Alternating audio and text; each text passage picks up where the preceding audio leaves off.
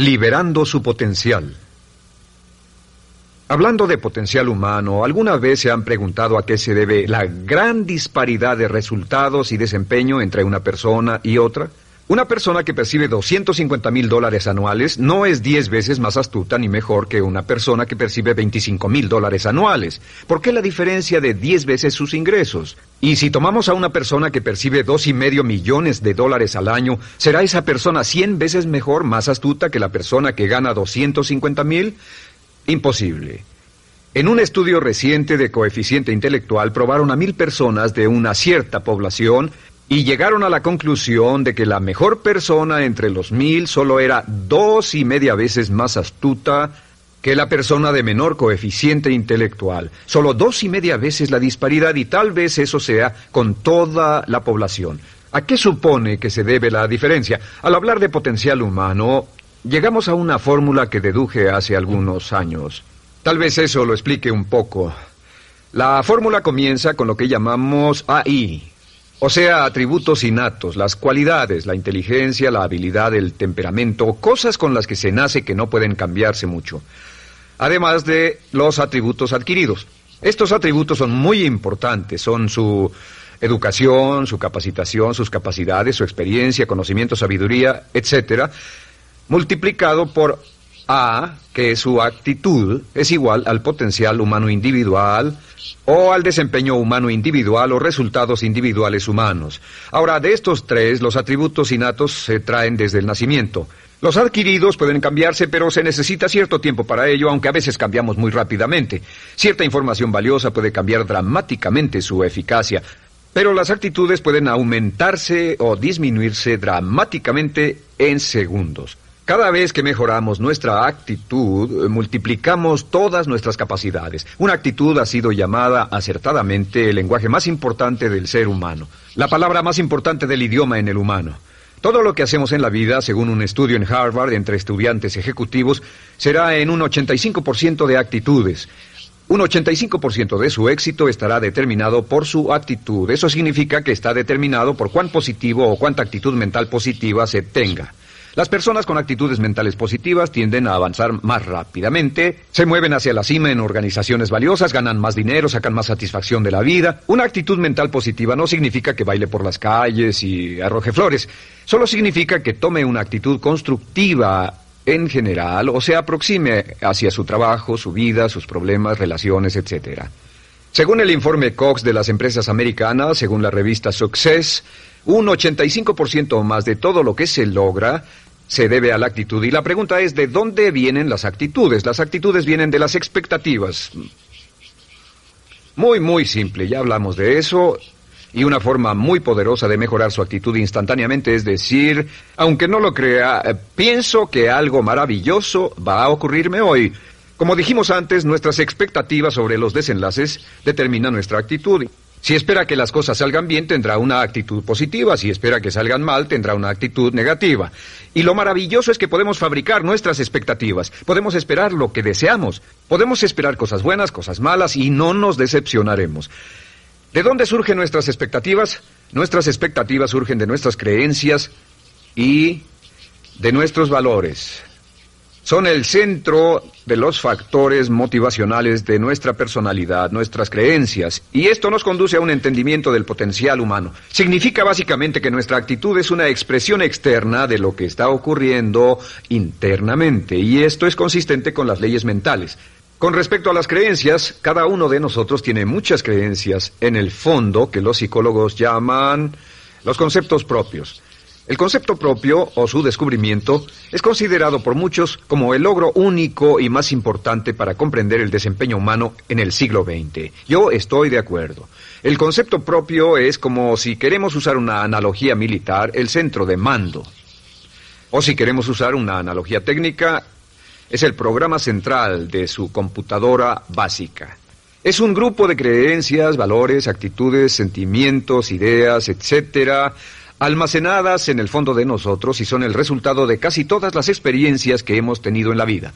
Y algunos investigadores dicen que el concepto propio comienza a formarse aún antes del nacimiento, pero el concepto propio, una vez colocado, Precede, predice y determina sus niveles de eficacia y desempeño en todas las áreas de nuestra vida. El concepto propio se convierte en el centro de mando o el programa maestro. El concepto propio de este grupo de creencias determina lo que dirá, lo que hará, cómo actuará, cómo se siente y reacciona, etc. ¿Qué significa esto? Significa que todas las mejoras en su vida externa, todos los cambios en su realidad comienzan con un cambio en su concepto propio. Les voy a explicar lo que significa. Esta es una gráfica muy simple. Hablamos de potencial humano y decimos que la persona promedio usa un 10% o menos de su potencial.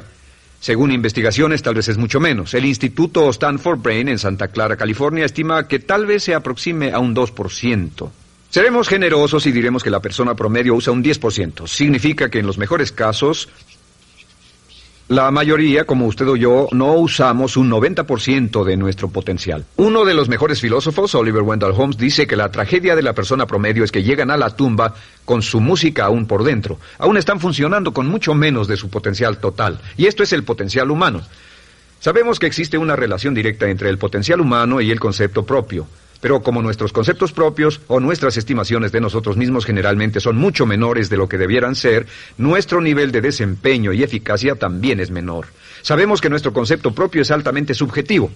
¿Qué significa esto? Significa que el concepto propio, lo que pensamos que es cierto sobre nosotros mismos, no está basado en la realidad, está basado en información que hemos tomado y aceptado como cierto, hasta el grado en que creemos lo que sea de nosotros mismos y se vuelve cierto para nosotros porque actuamos de una forma consistente con ello. Algunas personas que leen sus horóscopos y creen en horóscopos predicen su futuro. Hay algunas personas que toman la crítica y las opiniones de otros a quienes ni siquiera respetan y hacen suyas esas ideas, dando un resultado muy negativo. Lo que piense, lo que acepte como cierto, se vuelve cierto para usted. También sabemos que como adultos tenemos una variedad de conceptos propios. Tenemos un concepto propio de cómo vestirnos, cuánto pesamos, lo que comemos, lo bien que podemos hablar en público, qué tipo de padres somos, qué tipo de hijos somos con nuestros padres, qué tipo de esposo o esposa somos, qué tipo de amante, de conductor.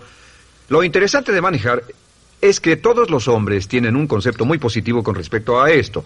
Las mujeres no entienden esto, pero los hombres nacen con un genio inherente para manejar. Todos los hombres son choferes excelentes. Si no lo creen, todo lo que tienen que hacer las mujeres que están viendo esto es pensar en la última vez que trataron de corregir la forma de conducir de un hombre y recordarán que no obtuvieron buenas respuestas. ¿Cómo respondemos ante alguien que desafía nuestro concepto propio, sugiriendo que no somos las personas que pensamos ser? Estamos a la defensiva, nos enfadamos, nos irritamos, es difícil que nos traten. Tenemos un concepto propio de lo creativos que somos, lo inteligentes, lo rápido que leemos, lo bueno que somos en los deportes, y si practicamos una gran variedad de ellos, tenemos un concepto propio para cada uno de ellos. Tenemos un concepto propio de lo bien que cocinamos, de lo bien que educamos a nuestros hijos, de lo bien que limpiamos nuestra casa, los autos que manejamos, etc. Y también de lo que valemos por lo que ganamos. Es muy interesante saber que nunca ganamos más del 10% de nuestro concepto propio en ingresos. Nuestro concepto propio determina nuestro nivel de ingresos. Este nivel de concepto propio se llama zona de confort. Y aunque querramos más dinero, veremos que la tendencia humana natural de todas las actitudes es luchar por lograr entrar a la zona de confort y luego quedarnos ahí. Si ganamos un 10% por encima de nuestro concepto propio de ingresos, tendremos una necesidad imperante de deshacernos de ese dinero. Lo donaremos, lo gastaremos en forma extravagante y hasta lo perderemos si recibimos demasiado. Las personas que ganan la lotería siempre están quebradas a los 2 o 3 años. Queman el dinero porque ese dinero está más allá de su concepto propio. Si gana 10% o menos de su nivel de concepto propio, se descubrirá luchando, trabajará más duro, más tiempo, pensará en forma más creativa, buscará diferentes formas para aumentar sus ingresos o sus segundos ingresos. La única forma de mejorar cualquier parte de su vida, incluyendo sus ingresos, es aumentando el nivel del concepto propio de sus ingresos, comenzando a pensar en usted como si estuviera ganando más dinero. Si quiere bajar de peso, la única forma en que podrá lograrlo es pensando en que está delgado. Piense en usted mismo como una persona más delgada. Si quiere volverse una persona más popular, más amorosa, más feliz o más sana, comience a pensar una y otra vez en esas cosas hasta que se vuelvan parte de su nuevo concepto propio. Hablaremos de eso más adelante. Es una parte esencial de la programación de su mente hacia el éxito. Su concepto propio global está determinado por el promedio de sus conceptos propios en las áreas que considere importantes. Ahora, su concepto propio está formado de 3 partes críticas. La primera parte del concepto propio es el ideal propio. El ideal propio es la persona que más desearía ser, es su idea de lo que constituye un ganador, es su visión ideal de lo mejor que puede ser usted. Nada más, una de las cosas que sabemos de las personas con éxito es que las personas con éxito tienen ideales propios muy claros, ideales claros de quién quieren ser en el futuro. Las que no tienen éxito tienen ideales muy vagos. El número 2 es la autoimagen. La autoimagen es como un retrato de cómo se ve a sí mismo y lo que piensa de sí mismo. La autoimagen es el espejo interno, es como se percibe a sí mismo ahora en su desempeño actual, en forma cotidiana. La tercera parte es su autoestima. Su autoestima es cómo se siente consigo mismo. Cómo se siente consigo mismo es la fuerza motriz, el motor, la fuerza poderosa dentro de su subconsciente. Es la fuerza de energía dentro de su concepto propio y determina casi todo lo que le pasa. La mejor definición de autoestima es cuánto se agrada a sí mismo. Cuánto se agrada a sí mismo como esposo, cuánto se agrada a sí mismo como empleado, cuánto se agrada a sí mismo como jefe, como inversionista, como orador profesional, como atleta, etcétera. Según se agrade a sí mismo, su nivel de autoestima, su sentimiento emocional global respecto a cualquier área de su vida, determina su desempeño y su eficacia en dicha área. Lo sorprendente es que se convierte en lo que piensa, su concepto propio es maleable, su autoestima puede formarse repitiendo una y otra vez, me agrada mi persona, me agrada mi persona, me agrada mi persona. Me agrada mi persona, me agrada mi persona, me agrada mi persona. Entre más se repita, me agrada mi persona, me agrada mi persona, entre más lo repita una y otra vez, más crecerá su autoestima y entre más crezca su autoestima, más crecerá su concepto propio global. Cuando crezca su concepto propio global, su desempeño será mejor en todo lo demás que emprenda. Cada vez que diga, me agrada mi persona, me agrada mi persona, me agrada mi persona, me agrada mi persona, me agrada, será como bombearse psicológicamente. Todo lo que pase que haga que su autoestima suba, hará que se comporte mejor. Todo lo que haga que su autoestima baje hará que se comporte peor, que cometa errores, que sea infeliz, etcétera. Un punto crítico de agradarse a sí mismo, sobre autoestima y agradarse a sí mismo, es que, número 1, nunca puede querer a nadie más de lo que se quiere a sí mismo. Que su nivel de autoestima es determinante de la calidad de relaciones que tenga con los demás. Y número 2, es que nunca puede esperar que nadie más lo quiera o respete más de lo que se respeta a sí mismo. Cuanto se agrade o se respete a sí mismo, determina sus actitudes hacia usted. Todas las escuelas de psicología actualmente están de acuerdo en el hecho de que depende de lo que usted realmente se quiera y se respete a sí mismo como un ser humano valioso e importante, tiene efecto sobre todo lo que le pase. Cuánto se agrade a sí mismo, y lo que puede hacer es mejorar su autoestima diciendo me agrada mi persona, me agrada mi persona, me agrada mi persona, me agrada mi persona. Y esto nos lleva a la pregunta, ¿de dónde viene el concepto de autoestima? Y descubrimos que el concepto propio es maleable, puesto que no nace con este concepto propio, no nace con ninguna idea sobre sí mismo, no nace con autoimagen ni autoestima, nace en cierto modo como potencial propio. Es la mejor forma de plantearlo. La persona promedio llega al mundo como potencial puro. Y no tiene el concepto propio de que todo lo que es ahora, todo sentimiento que tiene, toda actitud o valor, tuvo que aprenderlo en el transcurso de su vida. También sabemos que el niño llega al mundo con una necesidad imperante de amor y contacto. Y como una gran cantidad de investigaciones lo indican, necesitamos mucho amor y contacto durante toda nuestra vida, pero en especial durante nuestros años de formación, porque de niños aprendemos quiénes somos, cuánto valemos, si somos importantes, inteligentes, amorosos, chistosos. Todo esto lo aprendemos por la forma en que nuestros padres nos tratan. Si nuestros padres, nuestros parientes, tíos o tías, en especial nuestros padres, nos tratan como si fuéramos realmente importantes, crecemos pensando que somos realmente importantes, pero si nuestros padres no lo hacen, pasa algo más. Sabemos que los primeros años de vida son los más importantes para el desarrollo del concepto propio, que un niño comienza a partir de cero. El niño nace sin saber quién es él o ella. Son sumamente valiosos el primero, segundo, tercero, cuarto y quinto años de vida. Algunos psicólogos pensaban que eran los 5 primeros años, pero ahora dicen que son los 3 primeros años. En sus 3 primeros años de vida el niño aprende quién es y dicen que si se les da suficiente cantidad y buena calidad de amor en los 3 a 5 primeros años, los prepara usted de por vida. Los coloca en una base sólida de autoestima y confianza en sí mismos, valor e importancia realmente. Existe una relación directa entre la calidad y la cantidad de amor y el desarrollo de una personalidad sana. Entre más amor, amor incondicional, reciba un niño en sus años formativos, más fuerte será la base de su personalidad. El reverso de la educación es que casi todos los problemas de psicosis, neurosis, perturbaciones de la personalidad y problemas de comportamiento surgen de los problemas que se tengan con el concepto propio. Ahora observemos a los adultos. Aquí está nuestra personalidad adulta. Si nos observamos, podemos llegar a reparar nuestras bases, por así decirlo, repitiéndonos una y otra vez: me agrada mi persona, me agrada mi persona, me agrada mi persona, y llevamos ese concreto reparador hacia la base de nuestra personalidad. Los niños necesitan el amor como las rosas necesitan la lluvia. Los niños que carecen de amor a menudo mueren por escasez de amor. Es una enfermedad llamada marisma. Ahora, ¿qué más sabemos sobre los niños? Sabemos que los niños llegan al mundo con dos atributos notables. El primero es que no sienten temor. Los niños nacen sin temores. No temen a nada excepto a caerse y a los ruidos fuertes. Y esto se expresa en sus actitudes: yo puedo.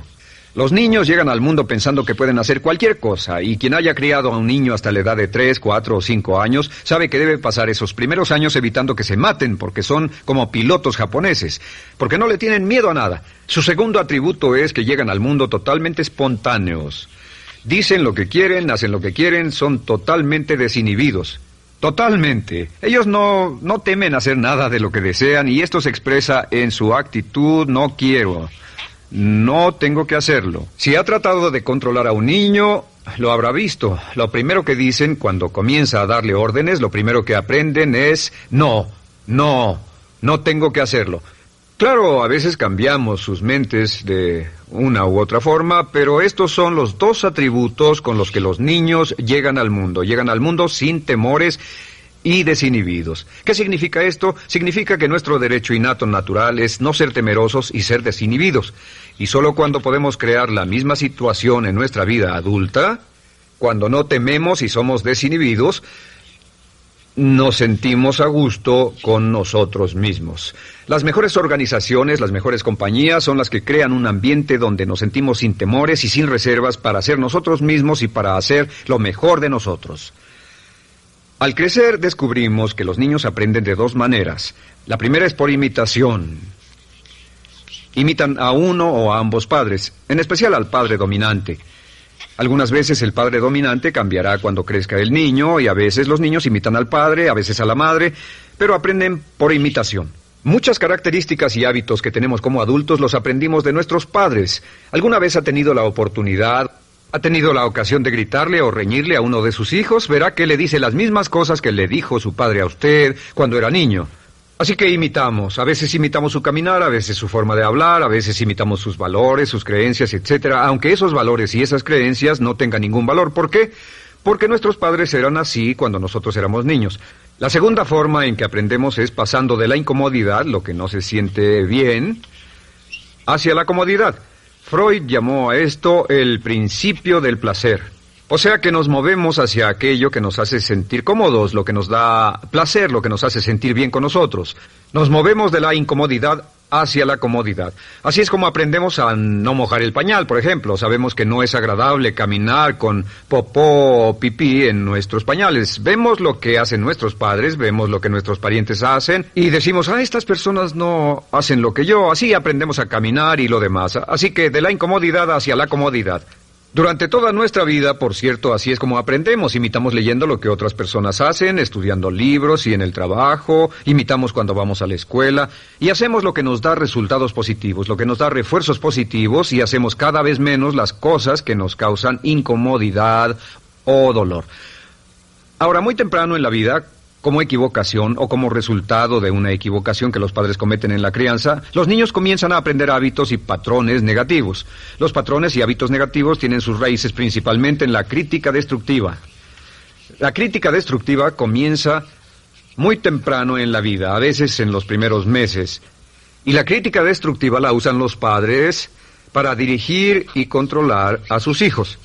Desafortunadamente, tiene un efecto muy peligroso y dañino sobre nosotros, ya que la crítica destructiva tiende a minar la integridad de la personalidad del niño.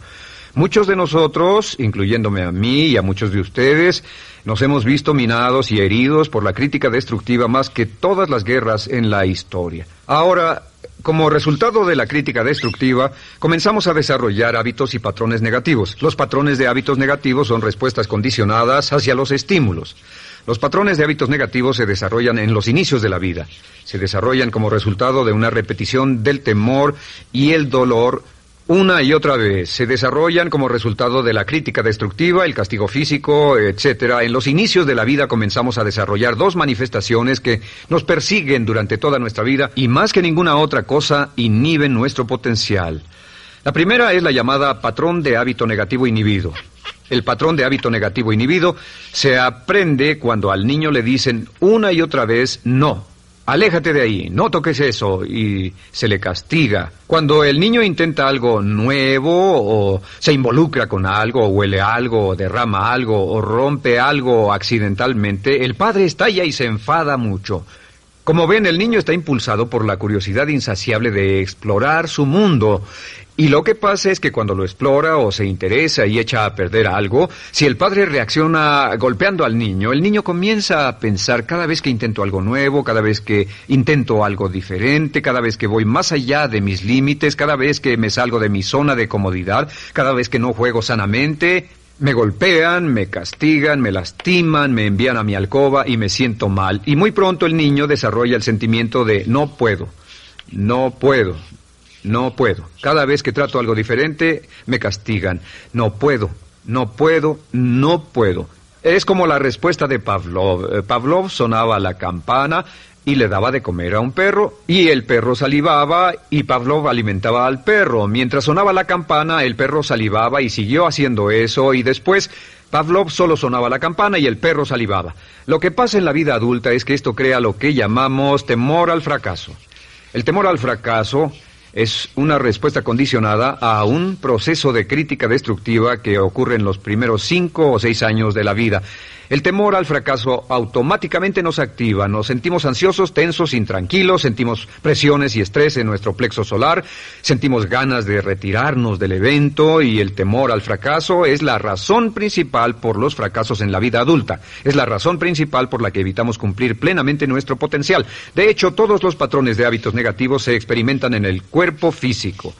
Puedes saber cuál es un patrón de hábito negativo porque se siente en el cuerpo físico, precisamente. El patrón de hábito negativo inhibido, el temor al fracaso, el no puedo, ocurre primero que todo en el plexo solar. ¿Ha tenido la ocasión donde debe hablar frente a un grupo, debe ir a una revisión de su desempeño, o debe hacer una llamada determinante? Primero su plexo solar se aprieta. Si el temor continúa, su respiración se acelera. Su corazón comienza a latir apresuradamente, su frecuencia respiratoria aumenta y le duele la cabeza como migraña en la parte frontal, su garganta se le cierra y no puede hablar y se le seca la boca por completo, y como se pone tan tenso y asustado, va corriendo al baño. Estas son todas las manifestaciones. No hay peligro físico, pero sí peligro psicológico, una respuesta condicionada. Cuando sentimos estas cosas, la tendencia es retirarse de la situación que las ocasiona, y es la razón por la que no logramos mucho si retrocedemos. Es muy importante. El segundo patrón de hábitos negativos es el compulsivo. El patrón de hábito negativo compulsivo se aprende cuando a los niños se les dice una y otra vez, más vale que lo hagas. Si no lo haces, tendrás problemas o me las pagarás. A los niños se les convierte en recipientes del amor condicionado. Los padres no intentan hacer esto, pero lo que hacen es sugerirle al niño, no te amo, por lo tanto no estás a salvo, a menos y hasta que hagas lo que yo quiero. El niño crece sintiendo, tengo que hacer lo que quiera mi mamá. Debo complacerla, debo complacer a papá, debo complacer a los demás, debo complacer a mis parientes, y a veces debo complacer a mis semejantes, debo complacer a mis maestros, debo complacer a todo el mundo, y crecen con esto, debo. No puedo hacer lo que quiero hacer, debo hacer lo que complace a las demás personas. Este patrón de hábito negativo muy temprano en la vida se traduce en el temor al rechazo. El temor al rechazo lo experimentan los hombres como adultos como un comportamiento tipo A. Hablaremos del comportamiento tipo A posteriormente. El comportamiento tipo A es una necesidad compulsiva o excesivamente compulsiva de complacer de algún modo a alguien sin normas de comportamiento, prácticamente sin pensarlo. El temor al rechazo nos impulsa, nos hace muy sensibles a las necesidades de los demás. Hacemos cosas que otras personas quieren, no hacemos lo que nosotros queremos. Siempre estamos tratando de complacer a los demás. Tenemos preocupaciones o nos importan las opiniones, sentimientos y actitudes de otros hasta el punto donde ocultamos nuestras necesidades. El temor al rechazo se siente en la columna del cuerpo. Se divide el cuerpo a la mitad y se siente hacia abajo en la mitad posterior del cuerpo. El primer lugar donde comienza a sentirse el temor al rechazo es generalmente en los hombros y el cuello. Nos sentimos entumidos, duros, tensos. Cuando tenemos mucho que hacer sentiremos un estrés tremendo en la columna. Los músculos se estiran en la parte posterior. A veces se manifestará como flebitis y venas varicosas y a menudo nos darán dolores de cabeza en la parte posterior de esta porque las arterias carótidas que llevan la sangre hasta la cabeza, los músculos a su alrededor se contraen y la cantidad de sangre que fluye hacia la cabeza fluye más lentamente y se siente un terrible dolor de cabeza en la parte posterior. Estos dos temores, los patrones de hábitos negativos compulsivos, el compulsivo y el inhibitorio, son resultado de la crítica destructiva, el gran destructor de la personalidad que nos persigue durante toda la vida. Y lo maravilloso de todo esto es que como son patrones de hábitos aprendidos, podemos olvidarlos. Podemos acabar con el temor al fracaso que nos detiene. Podemos acabar con el temor al rechazo que hace que hagamos cosas que complacen a los demás en vez de complacernos a nosotros, trabajando con nuestra propia autoestima. Porque existe una relación inversa entre la autoestima y el patrón de hábitos negativos. Porque entre más se agrade a sí mismo, menos teme al fracaso. Entre más se agrade a sí mismo, menos teme al rechazo. Entre más se agrade a sí mismo, menos temerá a cualquier cosa. Y si sigue repitiendo, me agrada mi persona, me agrada mi persona, me agrada mi persona una y otra vez, si sigue diciendo esto, con el tiempo su autoestima sube más y más y más y más y sus temores desde luego bajan. Cuando su autoestima sube, sus temores van en dirección opuesta. Ahora, ¿cómo enfrentar la crítica destructiva si debe criticar a otras personas? Pues eso es muy simple. Muchos padres nos han preguntado eso. ¿Cómo se controla a los niños? Una de las claves para controlar a los niños es dirigirlos para que hagan algo constructivo en lugar de hacer algo destructivo. Otra cosa que debe recordarse es que lo que quiere hacer es que quiere dar una crítica informativa, crítica constructiva, lo que significa que se les dice a los niños lo que pueden hacer o a los adultos lo que pueden hacer mejor. Todo el propósito de dar retroalimentación de cualquier tipo es mejorar el desempeño. Si es padre o si es jefe o si es una persona en una relación, si una persona está haciendo algo malo o inadecuado, todo el propósito de darles cualquier tipo de retroalimentación es para que puedan hacerlo mejor. Sin embargo, existe una relación directa entre la autoestima y la crítica destructiva. Cada vez que se critica a una persona, su autoestima baja. Y cada vez que su autoestima baja, su habilidad para desempeñarse baja. Si critica a una persona en forma destructiva demasiado tiempo, llegará a un punto donde no intentarán nada. Se convierte en lo que llamamos hipersensible. Un adulto hipersensible es aquel que no puede aceptar críticas de nadie. Un adulto hipersensible es una persona que está muy tensa, ansiosa, si siquiera sugiere que no está haciendo lo correcto. Si trata con un adulto hipersensible, la clave es sentarlo y recordar 4 cosas. Número 1, comenzar con alabanzas. Número 2, proteja la autoestima de la persona a toda costa. Número 3, discuta el desempeño y no a la persona. Hable del comportamiento más que de la persona. Y número 4 es enfocarse hacia el futuro en vez de en el pasado. Enfóquese hacia lo que va a hacerse en forma diferente en el futuro en vez de lo que pasó en el pasado. ¿Por qué? Una razón muy simple, porque una persona no puede controlar el pasado. Al no poder controlar el pasado, cualquier crítica de lo que han hecho en el pasado les da un estrés tremendo y frustración. Así que, en resumen, la clave del éxito en la vida es una actitud mental positiva. Una actitud mental positiva se basa en expectativas de éxito, de una serie de expectativas positivas. Esa serie de expectativas positivas se basa en sus creencias y en su concepto de sí mismo. El centro de su concepto propio que determina su eficacia en la vida es su autoestima, y su autoestima se mide por cuanto se valore a sí mismo. Las dos cosas que nos frenan más que nada son el temor al fracaso y el temor al rechazo. Y uno de nuestros secretos centrales de éxito es este: Conviértase en un organismo generador de autoestima perpetua. Haga continuamente cosas para usted mismo, hacia sí mismo en su vida, que hagan que se agrade a sí mismo, que se ame, que se acepte, que se respete, que hagan que se sienta fantástico con usted mismo. Si es un jefe o un padre, no olvide que la clave para el máximo desempeño en su hogar y en su trabajo es hacer que las personas se sientan maravillosamente consigo mismas. Entre mejor se sienta consigo mismo y más se agrade, más probable será que logre que las personas a su alrededor lo quieran, lo acepten, lo respeten.